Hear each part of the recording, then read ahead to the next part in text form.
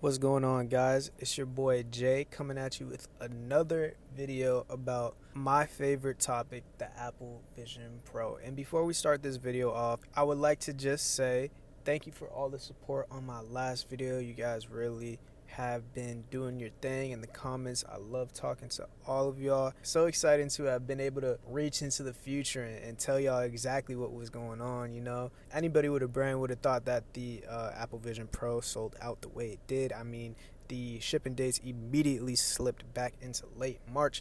But without further ado, let's get into today's topic of discussion, and that being that pretty much all of the Vision Pro's early criticisms from some of the reviews that I've seen and that I've read about, all of those drawbacks could potentially be fixed after launch. And it's not Apple that is, specifically going to fix these issues. And I'm really leaning on the help of third-party companies to make some accessories to alleviate some of the issues that we've been hearing about with the early Vision Pro demo sessions. So let's get right into it. So basically, the Apple Vision Pro could be saved by accessories the same way the Quest 3 was. And if you don't know about the Quest 3, it's a $500 kind of, I wouldn't say it's a direct competitor to the Apple Vision Pro, but when you buy those things, you typically got to shell out an extra $200 on some accessories because the microphone's bad, battery life sucks, yada yada. There's a bunch of additional add-ons that you got to put onto that thing, so it's not as cheap as you really think. And that's not to knock it, because the Apple Vision Pro could potentially suffer from the same exact problem. Continuing off the back of the Quest 3, that also had a 2-hour battery life, and sometimes under 2 hours from what I've seen in some reviews. Some people barely get an hour and a half, depending on what they're doing. The Apple Vision Pro is rated to have, at least 2 hours of battery life, which honestly kind of sucks. I've seen a lot of people comment that you probably wouldn't want to wear it for 2 hours anyway since it's so heavy, but we'll get into that later. For now, let's just stick to the battery, which can obviously be fixed by a bigger external battery pack.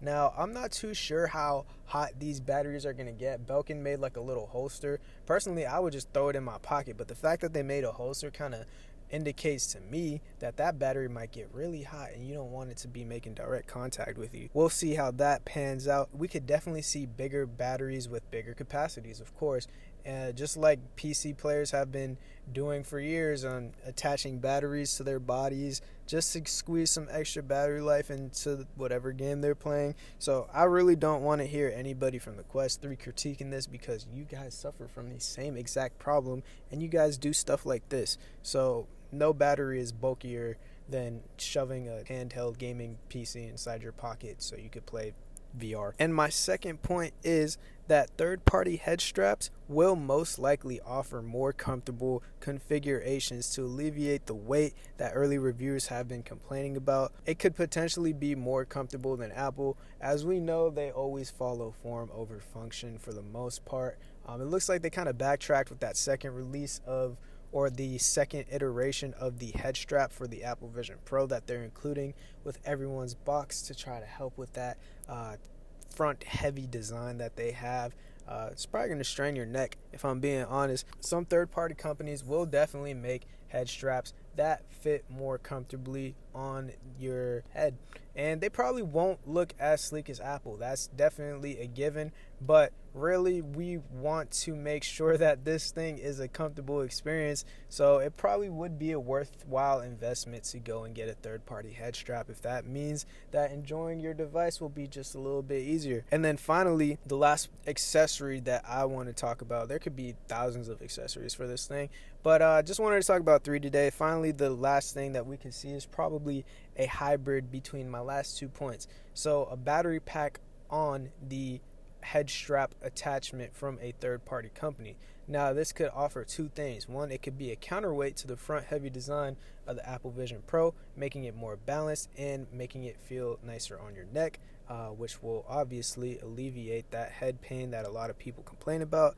And 2, since the battery pack is going to be so close to the front of the display, you could potentially have a shorter cable, and that will really help make the Apple Vision Pro feel a lot more seamless, because you're not going to be having a cable running down your back the entire time you're using it. It'll probably be like a perfect fit connection, direct line battery connection to the Apple Vision Pro. Basically, it's not going to dangle off your head, and it's going to be fitting perfectly, and that will just make the whole thing look a little bit sleeker, in my opinion, and a little bit more comfortable. And that's going to pretty much do it for today's video. Let me know what you guys think about Apple Vision Pro and the future of the accessories, and how that's going to play a hand in how we perceive and how we feel about this device in general. Would love to hear you guys discuss in the comments, but that's going to be it for me today.